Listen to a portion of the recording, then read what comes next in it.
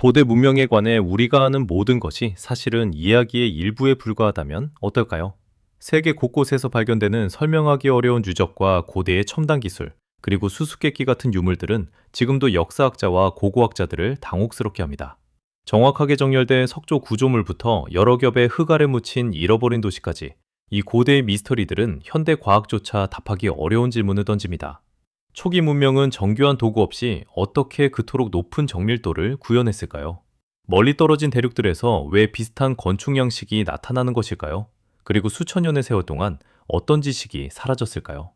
새로운 발견이 이어질수록 역사와 미스터리의 경계는 점점 흐려집니다. 우리가 상상했던 것보다 훨씬 복잡한 과거가 모습을 드러냅니다. 어둡고 거친 대서양 물결 위로 갑자기 솟아오른 스켈리그 마이클은 자연섬이라기보다 다른 세계에서 떨어져 나온 파편처럼 보입니다. 뾰족하고 척박하며 완전히 고립된 곳입니다. 아일랜드 남서부 해안에서 약 12km 떨어진 이 두 봉우리의 바위섬은 수백만여 동안 자리를 지켜왔으며 오랜 세월 속에서도 사라지지 않고 홀로 남아 있습니다. 바람과 파도, 시간에 끊임없이 깎이면서도 말입니다. 그러나 스켈리그 마이클을 특별하게 만드는 것은 지질이 아니라 인간이 그 위에 감히 세운 건축물입니다. 해수면에서 거의 200m 위에 자리한 정상에는 역사상 가장 불가능해 보이는 수도원 공동체 가운데 하나가 있습니다. 신앙과 생존, 미스터리가 한데 얽혀 지금도 완전히 설명되지 않는 이야기를 이룹니다. 스켈리그 마이클의 수수께끼를 이해하려면 먼저 그 지형과 마주해야 합니다. 이곳은 사람이 살도록 허락된 땅처럼 보이지 않습니다. 비탈은 가파르고 위험하며 지면은 울퉁불퉁한 채 그대로 노출되어 있습니다. 이 지역을 휩쓰는 대서양 폭풍은 유럽에서도 가장 거센 축에 속하며 끊임없는 강풍과 부서지는 파도는 섬을 몇 주씩 외부와 단절시킵니다. 천연 항구도 비옥한 토양도 없으며 빗물을 모으는 것 외에는 안정적인 담수원도 없습니다. 오늘날에도 섬에 상륙하려면 잔잔한 날씨와 정확한 시기를 기다려야 합니다. 그런데도 6세기에서 8세기 사이 어느 때 한 무리의 초기 기독교 수도사들은 바로 이곳을 영적 공동체의 터전으로 선택했습니다. 이 결정은 상식으로 이해하기 어렵습니다. 왜 비옥한 땅과 비교적 안전한 색을 버리고 알려진 세계의 끝에선 수직의 섬으로 향했을까요? 그 답은 초기 아일랜드 기독교의 핵심 개념인 페레그리나티오 프로크리스토, 곧 하느님을 사랑하기 위해 자발적으로 떠나는 유배에 있을지 모릅니다. 이런 관점에서 스켈리그 마이클은 견뎌야 할 고난이 아니라 물질 세계가 영적 세계로 녹아드는 신성한 경계였습니다. 수도사들이 정상에 세운 건축물은 그야말로 경이롭습니다. 바위에 직접 새긴 600개가 넘는 돌계단이 해수면에서 정상까지 위태로운 지그재그 형태로 이어집니다. 수세기 동안 바람과 발걸음에 따라 매끈해진 계단은 한 번만 발을 잘못 디뎌도 목숨을 잃을 수 있는 절벽에 매달려 있습니다. 원시적인 도구와 인력만으로 이토록 긴 길을 어떻게 만들었는지는 지금도 이 유적에 풀리지 않는 수수께끼입니다. 정상에는 수도원 단지가 자리합니다. 벌집형 수도실로 불리는 작은 돔 모양의 석조 오두막들이 모여 있습니다. 이 구조물은 모르타르 없이 돌을 쌓은 건식 석조 건축의 걸작으로 아래층보다 윗돌을 조금씩 안쪽으로 내밀어 스스로 지탱하는 돔을 만드는 코벨린 기법으로 지어졌습니다. 단순해 보이지만 이 오두막들은 1000년이 넘는 대서양 폭풍을 견뎌냈습니다. 내부는 건조하고 보온성이 있으며 놀라울 만큼 튼튼합니다. 당시의 제한된 기술을 생각하면 시대를 앞선 듯한 건축적 성취입니다. 문제는 이 구조물을 어떻게 지었느냐뿐 아니라 자재를 어떻게 옮겼느냐입니다. 강풍이 불면 서 있기조차 어려운 곳에서 모든 돌을 가파르고 위험한 길을 따라 손으로 운반해야 했습니다. 막대한 노동력이 필요했을 것이며 오늘날에는 온전히 이해하기 힘든 조직력과 의지, 어쩌면 영적 동기가 있었음을 보여줍니다. 스켈리그 마이클의 건설이 놀랍다면 주민들의 일상은 더욱 놀랍습니다. 이곳의 수도사들은 극한이라 부를 수밖에 없는 환경에서 살았습니다. 경작지가 없었기에 물고기와 바다새를 잡고 때때로 본토에서 오는 보급품에 의존했습니다. 빗물은 조심스럽게 모아 돌로 만든 수조에 저장했습니다. 거처는 최소한이었고 편안함은 거의 없었습니다. 삶의 모든 부분을 결핍과 노출된 환경이 지배했습니다. 그러나 이 수도원은 임시 전초기지가 아니었습니다. 증거에 따르면 작은 공동체가 이곳에서 수세기 동안 생활했습니다. 이는 인간의 인내와 신념에 관한 깊은 질문을 던집니다. 무엇이 그들을 버티게 했을까요? 오직 신앙뿐이었을까요? 아니면 이후 사라지거나 간과된 생존 전략이 있었을까요? 일부 학자들은 수도사들이 1년 내내 섬에 살지 않고 혹독한 계절에는 본토로 돌아갔을 가능성을 제기합니다. 다른 학자들은 스켈리그 마이클의 목적 자체가 고난을 받아들이고 고통을 영적 정화의 과정으로 바꾸는 데 있었다고 봅니다. 12세기나 13세기에 이르러 수도원은 기후변화와 교회개혁, 고립된 정착지를 유지하기 어려웠던 현실적 문제들이 겹치며 버려진 것으로 보입니다. 이후 수세기 동안 스켈리그 마이클은 사람들의 기억에서 희미해졌습니다. 단편적인 기록과 지역 전승으로만 알려지던 이곳은 훨씬 뒤에 체계적인 고고학 조사가 시작되면서 놀라울 만큼 잘 보존된 모습을 드러냈습니다. 발굴을 통해 벌집형 오두막뿐 아니라 소예배당과 단구, 수자원 관리시설도 발견되었습니다. 토기와 도구, 일상의 흔적 같은 유물은 수도사들의 생활을 엿보게 하지만 여전히 많은 부분이 불분명합니다. 아일랜드의 더 큰 수도원 중심지와 달리 스켈리그 마이클에는 문헌 기록이 거의 없어 그 역사의 상당 부분을 물질적 증거만으로 복원해야 합니다. 이곳은 흔히 금욕 전통과 관련된 다른 초기 기독교 수도원 유적과 비교됩니다. 아일랜드의 글렌달록 수도원 같은 곳도 비교적 고립되어 있었지만 접근 가능한 계곡 안에 자리했습니다. 더 멀리 보면 와디나투른 지역을 비롯한 이집트와 시리아의 사막 수도원들도 세상에서 물러나려는 비슷한 열망을 보여줍니다. 그러나 그곳들조차 스켈리그 마이클보다 훨씬 안정된 환경을 제공했습니다. 스켈리그를 특별하게 만드는 것은 극단적인 고립입니다. 이는 단순한 은둔이 아니라 인간 세계와 거의 완전히 단절된 상태를 뜻합니다. 그런 의미에서 이곳은 사람이 살 수 없는 경계에 가까운 공간을 거처로 삼으려 한 역사상 가장 급진적인 수도원 운동의 표현일지도 모릅니다. 수십 년의 연구에도 스켈리그 마이클을 둘러싼 논쟁은 계속됩니다. 순수한 기독교 시설이었을까요? 아니면 신성한 경관과 경계 공간에 관한 더 오래된 기독교 이전 전통 위에 세워졌을까요? 섬의 극적인 형태와 외딴 위치는 수도사들이 오기 훨씬 전부터 신화와 경외심을 불러일으켰을 가능성이 큽니다. 공동체의 규모와 조직도 의문입니다. 한때 몇 명의 수도사가 살았을까요? 보급은 어떻게 이루어졌을까요? 그들의 일상의식은 어떤 모습이었을까요? 상세한 기록이 없기에 추측의 여지가 남고 그만큼 미스터리도 오래 지속됩니다. 더 넓게 보면 인간의 동기 자체에 관한 질문도 남습니다. 현대 기술이 없던 시대에 왜 이토록 적대적인 환경에서 엄청난 노력을 기울였을까요? 그 답은 물질과 영적 세계의 경계가 지금보다 훨씬 열려 있었고 세계의 끝을 두려움이 아니라 변모의 장소로 바라보았던 전혀 다른 세계관에 있을지 모릅니다. 오늘날 스켈리그 마이클은 유네스코 세계유산으로 지정되어 있으며 영화 스타워즈 깨어난 포스와 스타워즈 라스트 제다이에 등장하면서 세계적인 주목을 받았습니다.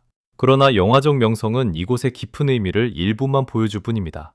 허구의 배경이 되기 훨씬 전 이곳은 인류 역사상 가장 비범한 실험 가운데 하나가 펼쳐진 무대였습니다.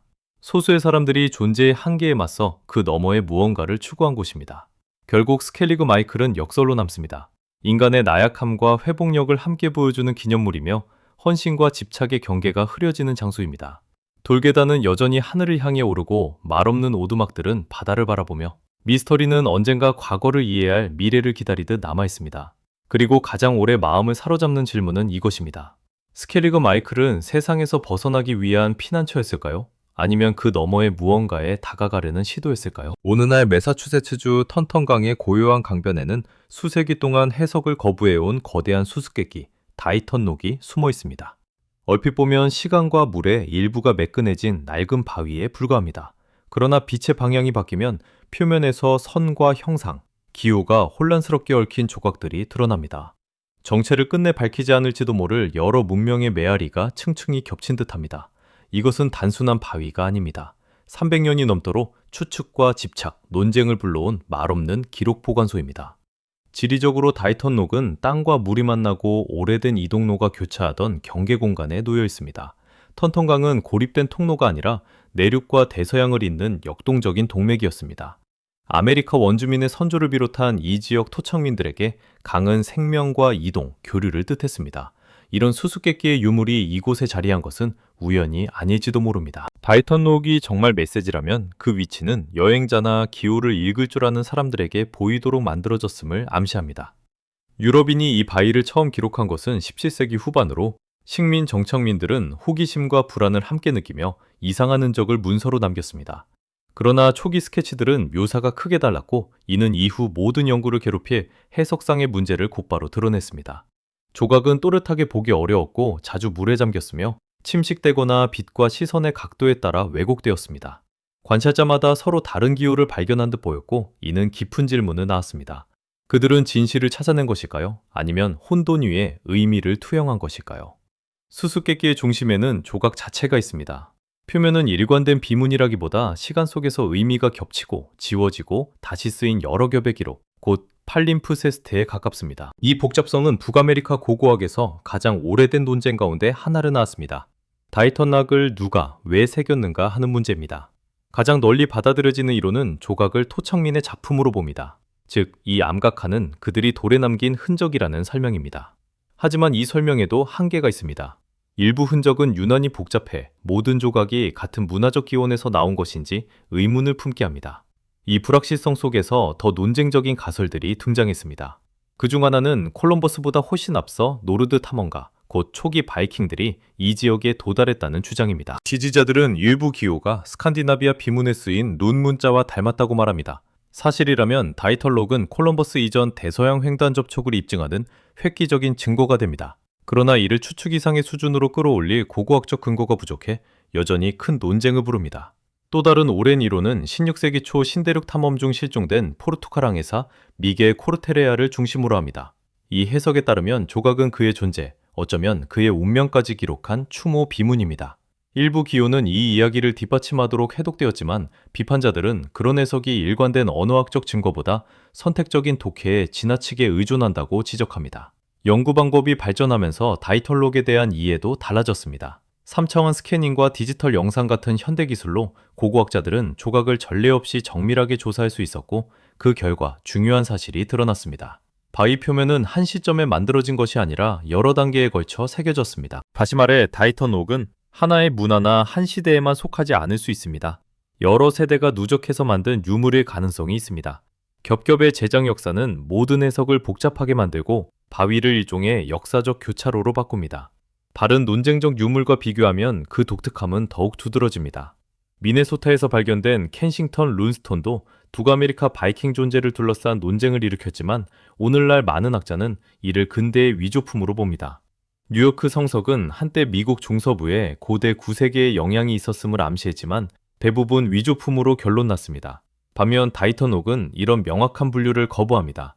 확실한 진품도 설득력 있는 위조품도 아닙니다. 해결되지 않은 모호함 속에 존재하며 어쩌면 그것이 가장 뚜렷한 특징입니다. 오늘날 다이턴록은 과거 표면을 가렸던 직접적인 풍화작용을 피하도록 보호시설 안에 보존되어 있지만 통제된 환경에서도 의미는 여전히 잡히지 않습니다. 학자들은 계속 표면을 논하고 재해석하며 다시 살펴봅니다. 새로운 분석은 바위 자체가 아니라 그 신화에 또 하나의 층을 더합니다. 다이턴록을 진정 특별하게 만드는 것은 기원의 미스터리뿐 아니라 침묵이 끝없이 이어진다는 사실입니다. 유전자를 해독하고 먼 은하를 지도화하는 시대에도 이 오래된 돌은 자신의 이야기를 내놓지 않습니다. 역사의 모든 부분을 되찾을 수 있고 모든 메시지를 이해할 수 있다는 믿음에 도전합니다. 어쩌면 이 조각은 애초에 우리를 위한 것이 아니었거나 우리가 그것을 읽는 데 필요한 언어를 잃어버렸는지도 모릅니다. 결국 다이턴록은 유물이자 거울입니다. 연결하고 설명하며 인류 탐험이라는 더 큰 서사에 속하고 싶어하는 연구자들의 욕망을 비춥니다. 동시에 그 욕망의 한계도 일깨웁니다. 어떤 이야기는 해답을 위해 쓰이는 것이 아니라 돌에 새겨진 채 질문을 기다리며 오래 남기 위해 존재하는 듯합니다. 산소가 희박해지고 침묵이 손에 잡힐 듯 짙어지는 현대세계의 높은 곳에 자연과 의도의 경계 자체를 시험하는 장소가 있습니다. 페루의 험준한 안데스 산맥, 해발 4,000m가 넘는 곳에 자리한 마르카와시 고원은 도시도, 신전도, 전통적인 의미의 유적도 아닙니다. 그런데도 얼핏 보아 누군가 의도적으로 만든 듯한 석조 형상들이 펼쳐진 거대한 야외 전시장으로서 지구상에서 가장 당혹스러운 고고학적 경관 가운데 하나일지 모릅니다. 해가 뜨면 고원의 갈라진 화강한 표면 위로 그림자가 길게 늘어나고 놀라운 형상들이 모습을 드러냅니다. 얼굴입니다. 한두 개가 아니라 수십 개, 어쩌면 수백 개에 이릅니다. 어떤 것은 사람처럼, 어떤 것은 동물처럼 보이며 어느 범주에도 넣기 어려운 형상도 있습니다. 하나의 바위가 한쪽에서는 엄숙한 사람의 여벌굴처럼 보이다가 다른 각도에서는 웅크린 짐승으로 변하기도 합니다. 작은 조각이나 미세한 흔적이 아닙니다. 많은 형상이 산의 뼈대 자체에 박힌 채 수미터 높이로 솟아 있습니다. 바로 여기서 미스터리가 시작됩니다. 마르카와시는 미마에서 동쪽으로 약 80km 떨어져 있지만 도시뿐 아니라 시간과도 단절된 듯 훨씬 멀게 느껴집니다. 고원은 수제곱킬로미터에 걸쳐 펼쳐지며 수천 년 동안 극심한 기온 변화와 고지대의 바람, 계절성 비에 깎인 화강한 벌판입니다. 이곳에는 영구 정착지도, 장기 거주의 확실한 흔적도, 먼 과거에 대규모 인간 활동이 있었다고 볼 기반 시설도 없습니다. 그런데 이 형상들이 의도적으로 만들어졌다면 그 규모는 불편한 질문을 던집니다.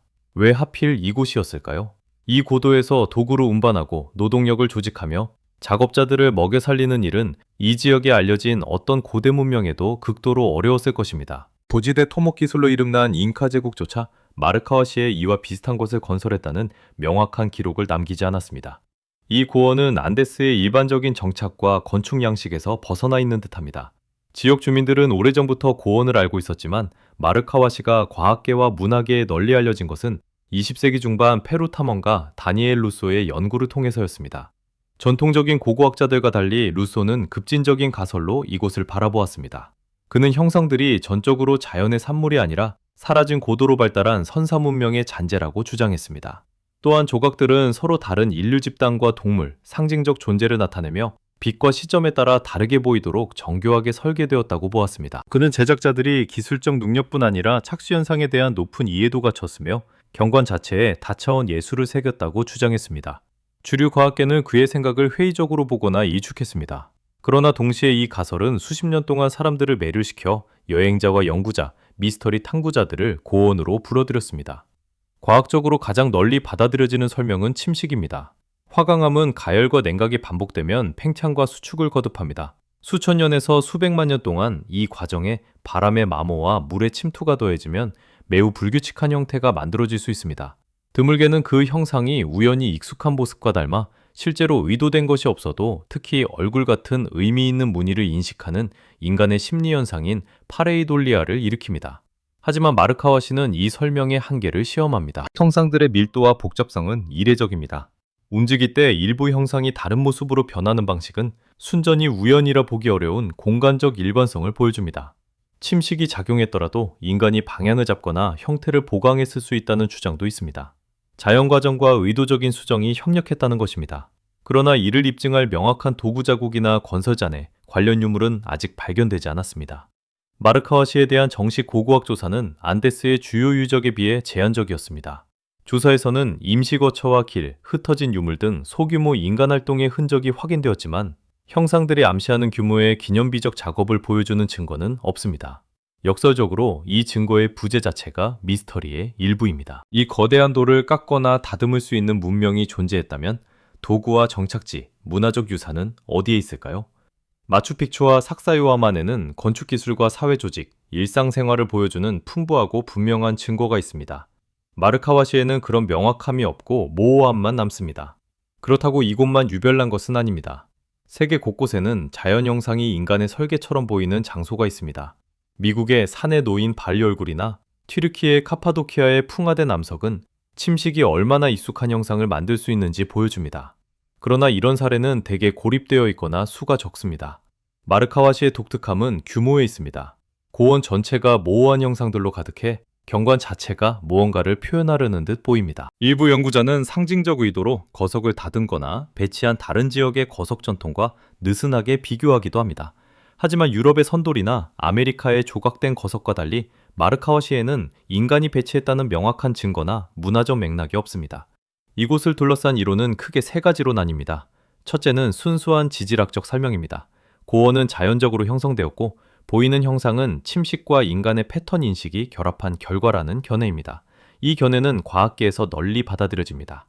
둘째는 인간이 일부 개입했다는 주장입니다. 고대인들이 자연적으로 생긴 형상을 골라 손질하거나 강조해 자연과 문화가 결합한 경관을 만들었을 수 있다는 것입니다. 이는 대규모 건설 증거가 없으면서도 의도적 설계를 인정할 수 있게 합니다. 셋째는 더 추측적인 이론으로 고도의 지식을 지닌 잃어버린 문명이나 기존 인류사의 범위를 넘어선 영향이 있었다고 봅니다. 일부에게는 매력적인 생각이지만 실증적 근거는 없습니다. 결국 마르카와시는 단정적인 해석을 거부합니다. 해독할 비문도, 복원할 구조물도, 깔끔하게 정리할 연대기도 없습니다. 대신 훨씬 불편한 것, 바로 인간 정신을 비추는 거울을 내밉니다. 우리는 수백만 년의 지질학적 시간이 우연히 빚고 인간의 인식이 완성한 예술을 보고 있는 것일까요? 아니면 지성과 의도, 환경이 지금은 이해할 수 없는 방식으로 만났던 잊힌 석조 실험의 잔해 위에 서 있는 것일까요? 고원위로 해가 지면 얼굴들은 나타났던 바위 속으로 다시 녹아들듯 희미해집니다. 그러나 질문은 돌이 아니라 우리 안에 남습니다. 우리는 대체 무엇을 보고 있는 것일까요? 안개가 땅을 감싸고 바람이 이친 시대의 메아리를 실어 나르는 영국의 완만한 초록빛 구릉에는 경관 자체에 새겨진 거대하고 수수께끼 같은 구조물들이 있습니다. 오늘날 영국의 언덕 요새로 불리는 이 고대 토목 유적은 선사시대가 남긴 가장 인상적이면서도 이해되지 않은 유산 가운데 하나입니다. 얼핏 보면 둥글게 솟은 흑독과 깊은 해자에 불과합니다. 하지만 위에서 보면 진정한 모습이 드러납니다. 땅에 새겨진 거대한 기하학적 상처이며 일부는 수십 헥타르에 걸쳐 고대 도시 전체와 맞먹는 규모입니다. 전통적인 의미의 폐허가 아니라 한때 엄청난 의미를 지녔던 무언가의 흔적과 빈자리, 그림자입니다. 대부분은 대략 기원전 800년부터 서기 1세기 사이 철기 시대에 만들어졌습니다. 그러나 기원은 후기 청동기 시대까지 거슬러 올라갈 수 있어 갑작스러운 발명보다 점진적인 발전을 시사합니다. 남부 잉글랜드의 백악구릉에서 웨일스와 스코틀랜드의 험준한 고지대까지 브리튼제도 전역에 흩어져 있으며 그 광범위한 분포는 곧바로 불편한 질문을 던집니다. 왜 그토록 멀리 떨어진 수많은 공동체가 형태는 비슷하지만 목적은 모호한 구조물을 짓는데 막대한 자원을 투입했을까요? 가장 인상적인 사례로는 보시체 자리한 메이든 캐슬이 있습니다. 면적이 거의 47헥타르에 이르는 거대한 복합 유적입니다. 흙과 백악을 겹겹이 쌓은 거대한 성벽은 얼어붙은 파도처럼 솟아있고 입구는 좁고 통제된 통로를 따라 안쪽으로 굽어 들어가 접근하는 사람이 위쪽 수비대에 그대로 노출되도록 설계되었습니다. 인근의 데인버리 힐포트 같은 유적에서는 원형 주거지와 저장 구덩이, 일상생활과 어두운 의식을 함께 암시하는 인골이 발견되어 이 세계를 더 가까이 들여다볼 수 있습니다. 그러나 고고학이 세부를 밝혀낼수록 미스터리는 해결되기보다 깊어집니다. 언덕 요새의 발견은 단 한 번의 극적인 사건이 아니라 서서히 이루어진 인식의 변화였습니다. 많은 유적은 사실 완전히 잊힌 적이 없었습니다. 농부들은 그 안에서 밭을 갈았고 목동들은 경계를 따라 걸었으며 지역 전설은 언덕 위에 살았던 옛사람들을 이야기했습니다. 19세기와 20세기에 체계적인 고고학이 발전하고 나서야 그 중요성이 드러나기 시작했습니다. 항공사진은 전체 배치를 보여주며 이해를 완전히 바꾸었습니다. 여러 겹의 동심원과 복잡한 성문체계, 하늘에서 보아야 온전히 파악되는 정교한 방어시설이 나타났습니다. 자연 지형처럼 보이던 것들이 의도적으로 만든 거대한 구조물로 확인되었습니다. 그러나 연구가 깊어질수록 확신은 줄었습니다.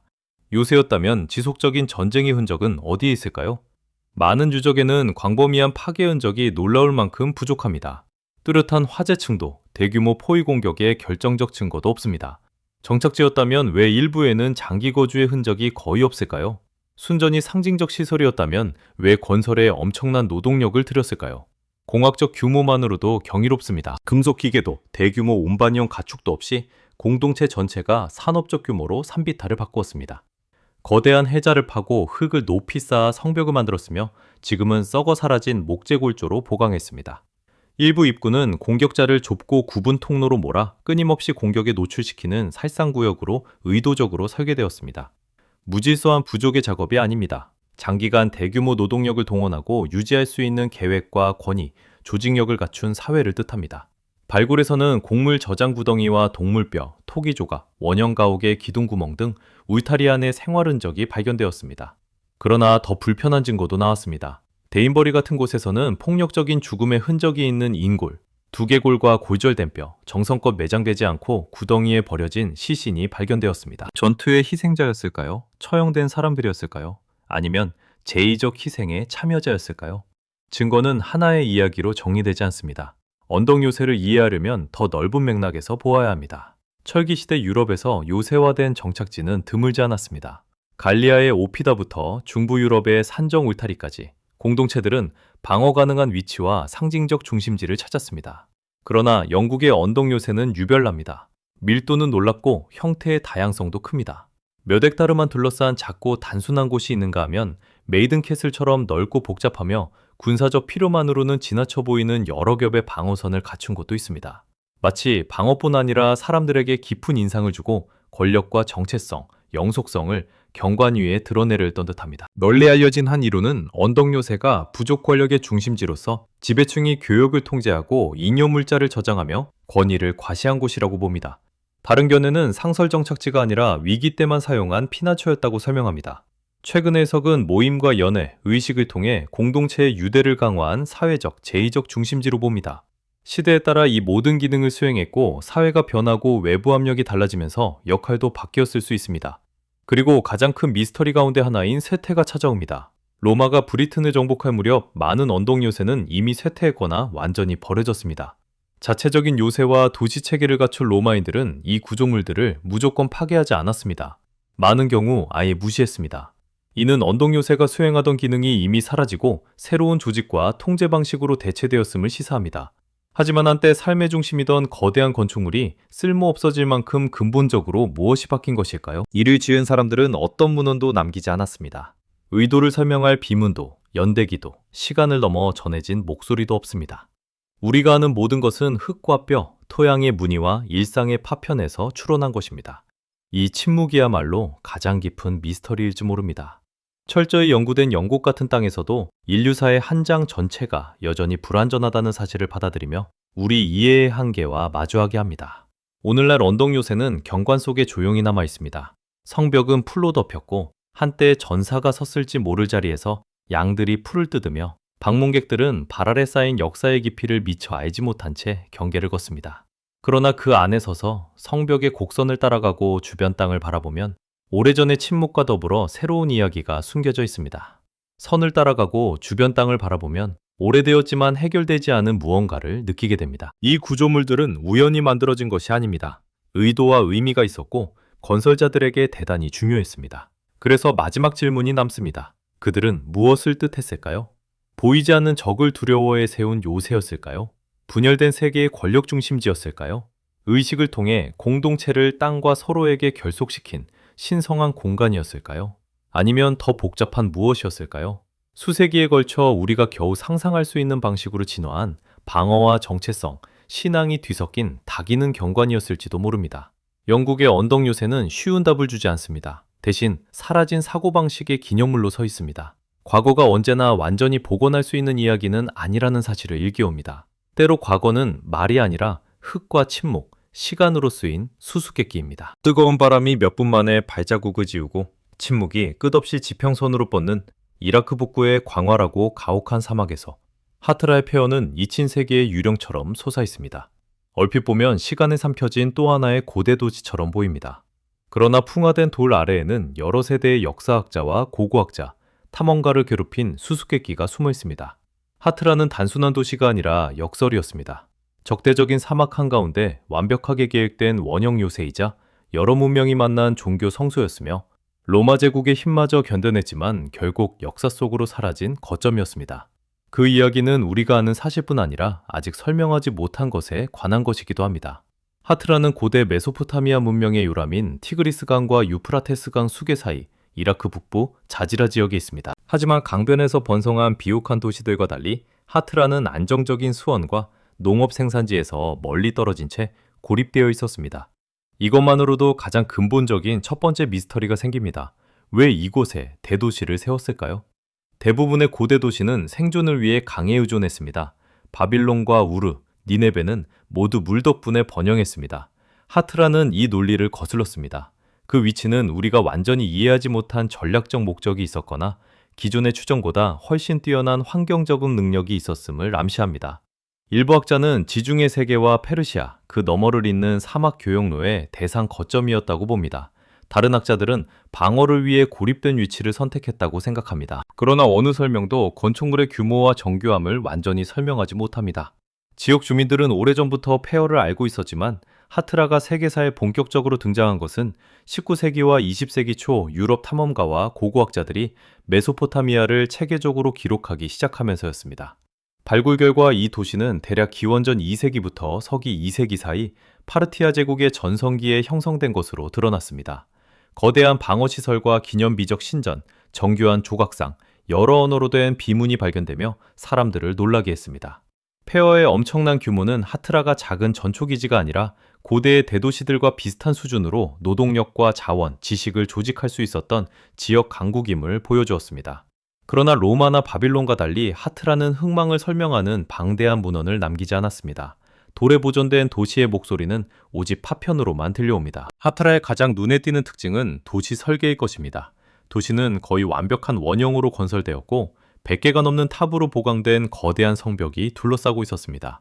안쪽에는 두 번째 방어선이 신전과 의례시설로 가득한 신성한 중심부를 보호했습니다. 고대 세계에서 원형 도시는 드뭅니다. 대부분의 문명은 직사각형 격자나 불규칙하고 자연스럽게 형성된 배치를 선호했습니다. 하트라의 기하학은 의도적인 계획과 대칭, 방어, 공간 조직에 대한 놀라울 만큼 앞선 이해를 보여줍니다. 군사적으로 원형 구조는 외부 압력을 고르게 분산하고 취약한 모서리를 없애며 어느 방향의 공격에도 수비대가 빠르게 대응하게 합니다. 그러나 현대 도구 없이 이런 정밀도를 구현했다는 사실은 깊은 질문을 낳습니다. 하트라의 건설자들은 어떻게 측량하고 설계를 실행했을까요? 어떤 수학 지식을 갖고 있었을까요? 왜 당시에는 보기 드문 형태를 선택했을까요? 답은 도시를 규정하는 대칭 속에 숨어 여전히 잡히지 않습니다. 난공불락의 요새라는 하트라의 명성은 단순한 전설이 아니라 역사 기록으로 뒷받침됩니다. 이 도시는 역사상 가장 강력한 군대 가운데 하나였던 로마 제국의 여러 차례 포위를 견뎌냈습니다. 트라야누스와 septimius 세베루스를 비롯한 로마 황제들이 하트라를 점령하려 했던 것으로 전해지지만 모두 실패했습니다. 놀라운 일입니다. 로마는 유럽과 북아프리카, 중동의 광대한 영토를 정복했습니다. 그러나 하트라는 버텼습니다. 성벽과 탑, 방어 체계는 고대의 가장 훈련된 군대조차 물리치기에 충분했습니다. 단순히 공학 기술이 뛰어났던 것일까요? 아니면 이후 사라진 전술적 혁신이 있었을까요?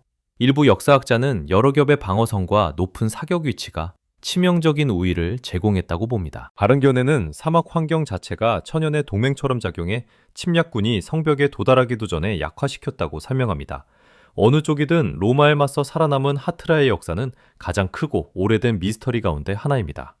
도시 중심에는 고대 세계 어디에서도 보기 힘든 거대한 성역이 있습니다. 이곳의 신전들은 메소포타미아와 그리스, 페르시아, 아라비아의 다양한 신들에게 바쳐졌고 여러 전통이 한 도시 안에 공존했습니다. 이런 종교적 융합은 하트라가 문화의 교차로였음을 보여줍니다. 서로 다른 문명의 상인과 순례자, 여행자들이 성문을 지나며 신앙과 예술 양식, 전통을 가져왔습니다. 건축도 이 다양성을 반영합니다. 그리스 신전을 떠올리게 하는 기둥 옆에 동방 전통의 뿌리를 둔 문양이 서 있습니다. 조각상은 여러 예술 관습을 쉽게 분류할 수 없는 방식으로 섞은 혼합적 특징을 보입니다. 여기서 또 다른 질문이 생깁니다. 이 다양성은 교역이 자연스럽게 낳은 결과였을까요? 아니면 의도적인 포용 정책이었을까요? 후자라면 하트라의 지배자들이 문화 통합의 힘을 이해하고 다양하고 역동적인 사회를 하나로 묶는 수단으로 종교를 활용했을 가능성이 있습니다. 이처럼 척박한 환경에서 도시가 어떻게 유지되었는지도 수수께끼입니다. 큰 강에 직접 닿지 못한 도시는 물을 모으고 저장하며 배분하는 정교한 체계에 의존했을 것입니다. 고고학적 증거는 저수조와 계절성 빗물을 모으기 위한 지하수로가 있었을 가능성을 보여줍니다. 사실이라면 다른 도시가 버티지 못한 환경에서 살아남게 한 높은 수준의 환경공학을 뜻합니다. 그러나 이 체계의 전체 규모는 아직 밝혀지지 않았습니다. 하트라의 기반 시설 상당 부분은 땅속에 묻혔거나 침식되어 단편적인 단서만 남았습니다. 주민들은 발전된 수문학 지식을 갖고 있었을까요? 아니면 한때 도시를 유지했지만 지금은 사라진 다른 자원이 있었을까요? 사막은 비밀을 쉽게 내주지 않습니다. 팔미라나 페트라 같은 다른 고대 도시와 비교하면 하트라도 사막 교역 중심지라는 공통점이 있습니다. 그러나 원형 설계와 군사적 회복력은 하트라를 특별하게 만듭니다. 당시에 어떤 도시도 기하학과 방어, 문화 통합을 이와 같은 방식으로 결합하지 않았습니다. 이 때문에 여러 이론이 등장했습니다. 일부는 하트라가 동서양 지식이 독특하게 융합된 사례라고 봅니다. 다른 이들은 수세기 뒤에야 다시 나타날 도시 계획 개념의 원형이었다고 주장합니다. 더 추측적인 견해는 잃어버린 기술이나 잊힌 지식 전통, 아직 완전히 이해하지 못한 과거의 메아리까지 암시합니다.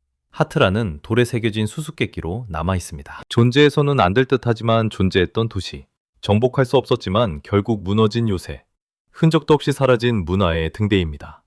폐허는 답이 아니라 사막을 가로질러 속삭이는 질문으로 서 있으며 고대 문명의 능력을 더 깊이 바라보라고 요구합니다. 그리고 가장 오래 마음을 사로잡는 질문이 남습니다. 하트라는 예외였을까요? 아니면 이제 막 다시 발견하기 시작한 인류사의 잃어버린 한 장을 보여주는 증거였을까요? 제국이 일어나고 이집트 하늘을 피라미드가 찌르며 메소포타미아의 지구라트가 우뚝 서기 훨씬 전, 바람 부는 브르타뉴 해안에서는 거대한 석조 구조물이 조용히 모습을 갖추고 있었습니다. 오늘날 바르느네제 케른으로 알려진 이 고대 기념물은 너무 오래되고 거대하며 설명하기 어려울 만큼 정교해 선사시대 인류에 관한 거의 모든 통념에 도전합니다. 대략 기원전 4500년에서 4000년 사이에 세워진 바르느네즈는 기자대 피라미드보다 1000년 이상 앞섭니다. 그런데도 여러 면에서 결코 덜 신비롭지 않습니다. 이친 지식을 지키는 말없는 수호자처럼 모르레만 위로 솟은 케르는 길이가 약 75m에 이르며 13,000톤이 넘는 돌로 이루어져 있습니다. 멀리서 보면 시간이 빚은 길쭉한 언덕, 곧 자연지형처럼 보입니다. 그러나 가까이 다가가면 진정한 모습은 부정할 수 없게 됩니다. 자연의 작품이 아닙니다. 가장 기본적인 기술 도구조차 없었다고 여겨지는 시대에 인간이 조직하고 계획해 놀라운 정밀도로 완성한 구조물입니다. 위치 자체부터 곧바로 의문을 불러일으킵니다. 왜 이곳이었을까요? 거센 대서양바람에 노출된 험한 해안 돌출부이자 선사시대의 주요 인구 중심지로 여길 만한 곳에서 멀리 떨어진 장소에 왜 이런 거대한 구조물을 지었을까요? 일부 연구자는 바다가 내려다 보이는 높은 곳, 곧 땅과 물, 하늘이 만나는 세계 사이의 경계 공간이어서 영적 의미를 지녔을 것으로 봅니다. 다른 이들은 정체가 오래전에 시간 속에서 지워진 공동체가 자신의 존재를 기념비적으로 선포한 영토 표지였을 가능성을 제기합니다. 바깥의 거대한 돌무더기 아래에는 더욱 놀라운 것이 숨어 있습니다. 바르느네즈는 단순한 봉분이 아닙니다. 그 안에는 좁은 돌통로를 통해 들어가는 정교한 방과 11개의 독립된 통로식 무덤이 숨겨져 있습니다. 각 방은 볼을 위로 올릴수록 조금씩 안쪽으로 기울여 안정적으로 스스로 지탱하는 천장을 만드는 코벨식 공융 기법으로 지어졌습니다. 모르타르도 금속 보강제도 없습니다. 그런데도 이 방들은 6,000년 넘게 버텨왔습니다. 내부 건축은 믿기 어려울 만큼 높은 수준의 계획을 보여줍니다. 무덤들은 무작위로 배치되지 않았습니다. 방향과 크기, 구조의 일관성은 건설자들이 공학 원리를 직관적으로, 어쩌면 체계적으로 이해했음을 시사합니다. 문자도 없고 오늘날 우리가 이해하는 수학도 없었던 신석기 사회가 어떻게 이토록 정밀한 구조를 만들 수 있었을까요? 여러 세대에 걸친 시행착오로 지식이 천천히 쌓였던 것일까요? 아니면 다른 흔적을 남기지 않은 잃어버린 건축 전통을 암시하는 것일까요? 고고학자들은 여러 방안의 돌에서 추상적인 형태와 도끼, 호, 물결무늬 같은 새김 기호를 발견했습니다. 이 흔적들은 일반적인 의미의 장식이 아닙니다. 반복되고 변형되며 의도적인 맥락에 나타나 장식보다 의미를 담았음을 보여줍니다. 그러나 어떤 의미였을까요? 죽음과 사후세계에 대한 믿음과 연결된 의례 표시, 곧 상징 언어의 가장 이른 메아리일까요? 아니면 더 불가사의한 것, 우리가 이제는 논리를 잃어버린 의사소통 체계였을까요? 바르느네즈의 기능은 지금도 큰 논쟁거리입니다. 일반적으로 신석기 공동체를 위한 집단묘인 장례 기념물로 분류됩니다. 그러나 증거가 이 해석을 완전히 뒷받침하지는 않습니다. 거대한 규모에 비해 방 안에서 발견된 인골의 수가 놀라울 만큼 적기 때문입니다. 일부 방은 거의 사용되지 않았거나 아예 쓰이지 않은 듯합니다. 이는 불편한 가능성을 제기합니다. 바르느네즈가 애초에 단순한 무덤이 아니었다면 어떨까요? 여러 세대에 걸쳐 의식이 진행되고 산자가 지금은 이해할 수 없는 방식으로 죽은 자와 교류한 제2복합시설이었을지도 모릅니다. 어둠으로 이어지는 긴 통로와 돌 속에 감춰진 밀폐된 방, 상징적인 조각이 함께 이루는 환경은 매장지라기보다 세심하게 연출된 여정처럼 느껴집니다. 땅속뿐 아니라 다른 세계로 향하는 통로입니다. 현대의 고고학 조사에 따르면 바르느네즈는 적어도 2차례의 주요 단계에 걸쳐 건설되었습니다. 초기 구조물은 원래 중심부를 해체하지 않은 채 나중에 확장되고 둘러싸여 더 큰 복합시설 안에 통합되었습니다. 이는 수세기 동안 이어진 연속성과 오래 지속된 문화적 기억을 뜻합니다.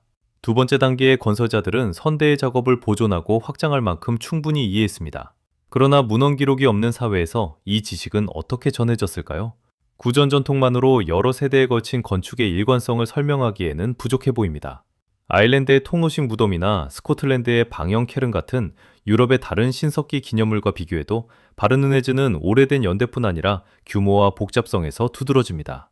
이곳은 흔히 유럽에서 가장 이른 기념비적 건축 사례 가운데 하나이자 훗날 더 발전한 문명에서 나타날 거대한 건축물의 선구자로 불립니다. 그러나 스톤헨지나 뉴그레인지와 달리 바르느네즈는 비교적 덜 알려져 있으며 비밀은 충분히 조사되지 않았고 중요성도 제대로 이해되지 않았습니다.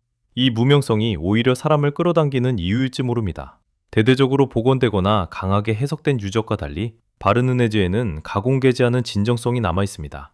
완전히 설명되거나 분류되지 않았고 인류 발전에 관한 편안한 서사 속에도 편입되지 않았습니다. 대신 우리 이해의 가장자리에 머물며 과거는 점진적 발전으로 이어지는 직선적 이야기가 아니라 잃어버린 지식과 풀리지 않은 질문으로 가득한 파편화된 경관임을 일깨웁니다. 그렇다면 바르느네즈 캐른 앞에 섰을 때 우리는 정말 무엇을 보고 있는 것일까요? 한때 생각했던 것보다 훨씬 뛰어난 능력을 지닌 굳센 선사시대 공동체의 작품일 뿐일까요? 아니면 완전히 다른 것, 아직 다시 발견하지 못한 원리에 따라 세워진 기념물이자 잊힌 지적 전통의 유물일까요? 결국 바르누네즈는 명확한 답을 주지 않습니다. 대신 더 강력한 것, 의심을 남깁니다.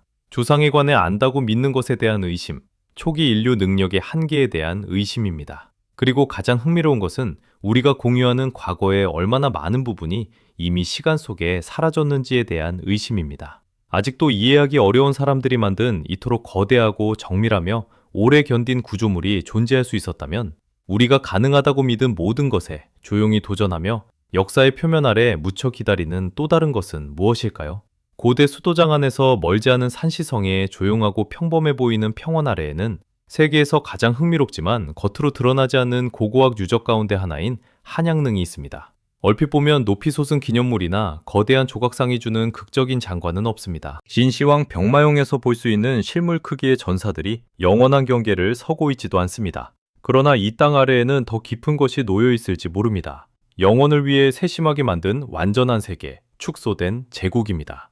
기원전 2세기로 거슬러 올라가는 이 능은 정복이나 팽창보다 안정과 통치, 황권의 공고화로 기억되는 한나라 경제의 마지막 안식처입니다.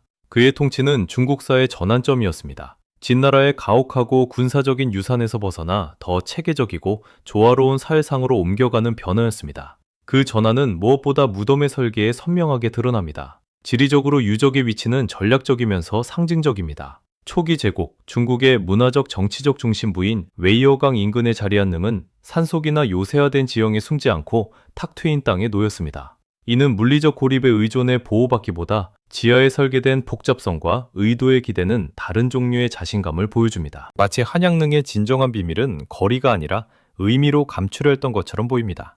이 유적의 현대적 재발견도 한 번의 대규모 탐험이 아니라 서서히 이루어진 공개 과정이었습니다. 20세기 후반 지역의 건설 공사 중 땅속 구덩이들이 발견되었습니다. 처음에는 서로 떨어진 고고학적 유적으로 보였지만 곧 거대하고 서로 연결된 체계의 일부임이 드러났습니다. 발굴이 계속되자 보물로 가득한 전통적 묘실이 아니라 수천 개의 작은 인간형 인물이 정교하게 배치된 구덩이망이라는 뜻밖의 모습이 나타났습니다. 깊이 파고들수록 사실은 분명해졌습니다. 단순한 무덤이 아니라 목적과 정밀한 설계에 따라 만든 전체 체계였습니다. 한양릉에서 가장 눈에 띄고 수수께끼 같은 특징 가운데 하나는 이른바 군대입니다. 얼핏 보면 진나라 병마용과 닮았지만 곧 차이가 드러납니다. 이 인형들은 훨씬 작아 보통 높이가 약 50cm입니다. 더 이상한 점은 미완성처럼 보인다는 것입니다. 팔이 없고 형태도 단순합니다. 오랫동안 이 모습은 혼란과 추측을 낳았습니다. 황제는 왜 완성되지 않은 듯한 병사 모형과 함께 묻혔을까요? 답은 시간이 지워버린 것에 있습니다. 원래 이 인형들은 전혀 미완성이 아니었습니다. 오래전에 썩어 사라진 나무팔을 달도록 만들었고 지금은 없어진 실제 비단 옷도 입혔습니다. 처음 모습은 훨씬 생생했을 것이며 실제 사람처럼 보이려 했던 것은 아닙니다. 딱딱한 조각상이 아니라 옷을 입힐 수 있고 어쩌면 상징적으로 생명을 부여할 수도 있는 가변형 형상이었습니다. 이 조립식 구조는 인형들이 애초에 정지된 존재가 아니었을 가능성을 제기합니다. 재현과 현실의 경계를 흐리는 역동적인 체계의 일부였을지 모릅니다. 그러나 한양릉의 진정한 미스터리는 군대보다 훨씬 넓습니다. 고고학자들이 조사를 계속하면서 훨씬 복잡한 모습이 드러났습니다. 매장 구덩이에는 병사뿐 아니라 관리와 시종, 농민, 노동자들이 계급과 기능에 따라 배치되어 있었습니다. 돼지와 개, 소 같은 동물은 물론 도구와 저장시설, 운송장비도 함께 놓였습니다. 이 모든 요소는 땅속에 재현된 한나라 사회의 작동 모형, 완전한 사회경제 체계를 이룹니다. 모든 인물에게 역할이 있는 듯하고 모든 배치가 의도적으로 보입니다. 여기서 깊은 질문이 생깁니다. 한 경제는 죽음 뒤에 무엇이 기다린다고 믿었을까요? 권력과 보호를 과시하려 거대한 군대로 자신을 둘러싼 진나라 황제와 달리 경제는 전혀 다른 것을 그린 듯합니다. 전장이 아니라 삶 자체의 연속입니다. 그의 무덤은 권위를 상징하는 데 그치지 않고 한때 다스린 세계를 재구성합니다. 사후 세계를 현실과 분리된 곳이 아니라 그 연장으로 여겼음을 보여줍니다. 일서와 위계, 일상이 끊김없이 이어지는 곳입니다. 한양릉의 고고학 조사에서는 사라진 세부의 미세한 흔적도 발견되었습니다. 인형의 유기물 부분은 썩었지만 연구자들은 한때 형상들이 선명하게 채색되었음을 보여주는 안료자네를 확인했습니다.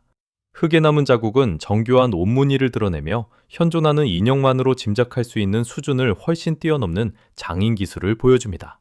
구덩이의 배치조차 지상의 제국 조직을 반영하는 행정구조에 대한 깊은 이해를 나타냅니다. 진시황릉의 압도적인 장관과 달리 한양릉은 더 조용하고 내면적인 비전을 제시합니다.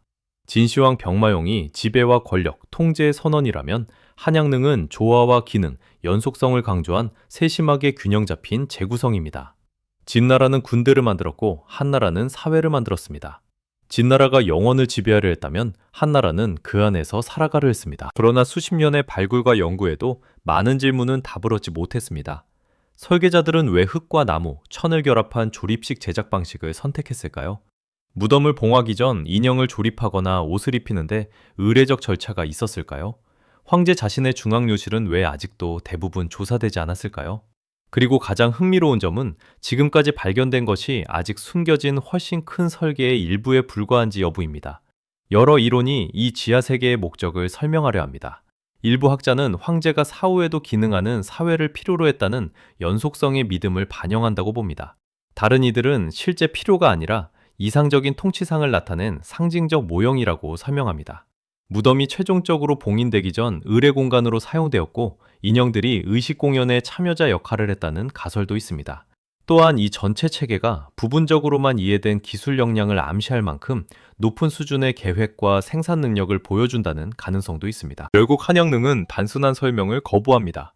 규모로 압도하지도 장관에 의존하지도 않습니다. 대신 관찰과 해석, 성찰을 이끕니다. 지표 아래에는 황제의 유해만이 아니라 죽음 이후에도 지속되도록 설계된 세계와 세심하게 구축된 현실이 놓여 있습니다. 이곳에서 삶은 끝나는 것이 아니라 완벽한 질서 속에서 조용히, 영원히 이어질 예정이었습니다. 어쩌면 가장 오래 마음을 사로잡는 미스터리는 바로 이것입니다. 땅 아래 어딘가에서 한 제국이 폐허가 아닌 정지된 상태로 여전히 기다리며 적어도 창조자의 상상 속에서는 다시 시작할 준비를 하고 있다는 사실입니다.